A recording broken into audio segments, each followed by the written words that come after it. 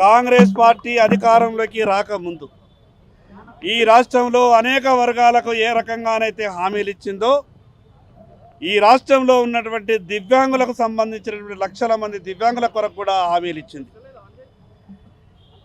అధికారంలోకి రావడానికి కాంగ్రెస్ పార్టీ దివ్యాంగులకు ఇచ్చినటువంటి ఏ ఒక్క హామీని కూడా ఈరోజు అధికారంలోకి వచ్చిన తర్వాత అమలు చేస్తలేదు. అనేక సందర్భాల్లో భారతీయ జనతా పార్టీ శాసనసభలో అదేవిధంగా బయట మంత్రులకు అధికారులకు వినతి పత్రాలు ఇచ్చినాం. ఈ ప్రభుత్వం అధికారంలోకి రాకముందు అనేకమైనటువంటి హామీలు ఇచ్చింది దివ్యాంగుల కొరకు. వాటిని వెంటనే అమలు చేయాలని ఎన్ని విజ్ఞాపన పత్రాలు ఇచ్చినా కూడా ప్రభుత్వం పట్టించుకోలేదు.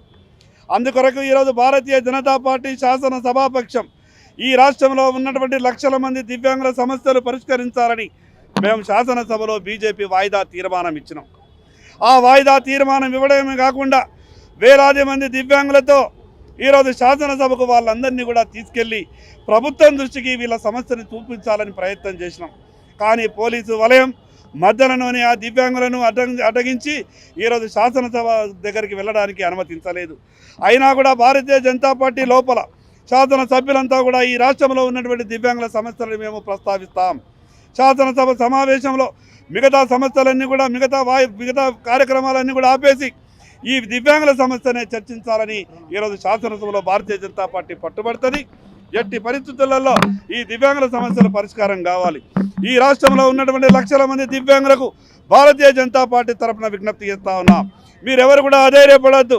మీ కొరకు పోరాటం చేయడానికి భారతీయ జనతా పార్టీ సిద్ధంగా ఉంది. మీ సమస్యల పరిష్కారం అయ్యే వరకు మేము పోరాటం చేస్తాం.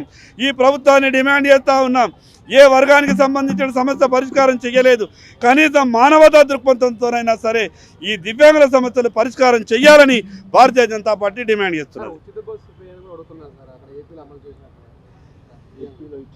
ఏపీలో ఇచ్చిండ్రు, మిగతా రాష్ట్రాలలో ఇచ్చిండ్రు. కేంద్ర ప్రభుత్వం వందల వేల కోట్ల రూపాయలు ఇస్తున్నది. కానీ రాష్ట్ర ప్రభుత్వం ఎక్కడ కూడా మ్యాచింగ్ గ్రాంట్ కలుపుతలేదు. ఈ దివ్యాంగుల సమస్యల్ని పరిష్కారం చేస్తలేదు. అందుకే వీళ్ళ కళ్ళు తెరిపించాలనే దివ్యాంగులతో ఈరోజు శాసనసభకు బయలుదేరినాం. 2.5 సంవత్సరాలు ఈ కాంగ్రెస్ ప్రభుత్వము దివ్యాంగులకు ఇచ్చిన హామీలు 2.5 సంవత్సరాలైనా ఏ ఒక్కటి అమలుపరచక కాలం గడుపుతూ ఉంది. వాళ్ళు విసిగి వేసారి ఈరోజు భాగ్యనగరానికి రావడం జరిగింది. భారతీయ జనతా పార్టీ వారందరినీ కూడా తీసుకొని అసెంబ్లీకి తీసుకెళ్తుంటే ఈ పోలీస్ వలయం మొత్తం కూడా అడ్డుకున్నది. ముఖ్యంగా దివ్యాంగులకు ఇచ్చిన మీ హామీలు ఏదైతే 4,000 రూపాయలది 6,000 రూపాయలు మర్చిపోయినరు. ఏదైతే కొత్త దివ్యాంగులకు పెన్షన్లు లేవు, వారికి సర్టిఫికెట్లు ఉన్నాయి. మీరు ఉచితంగా బస్సు ఇస్తూ ఉన్నారు, పక్క రాష్ట్రం ఆంధ్రప్రదేశ్లో ఇస్తూ ఉన్నారు. బ్యాక్లాగ్ దివ్యాంగులకు జాబులు ఇస్తా అని చెప్పిండ్రు. అదేవిధంగా ఇందిరామిన్లు ఉచితంగా ఇస్తా అని చెప్పిండ్రు. ఏ ఒక్కటి అమలు పరచక మీరు కాలం గడుపుతూ ఉన్నారు.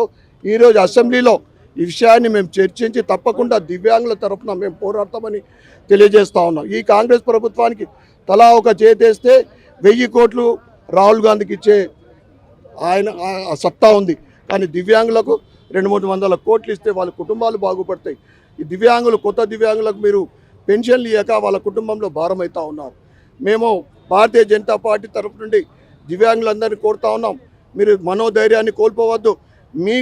మీ తరఫు నుండి పోరాటానికి భారతీయ జనతా పార్టీ ఎప్పుడు కూడా సిద్ధంగా ఉందని తెలియజేస్తాం.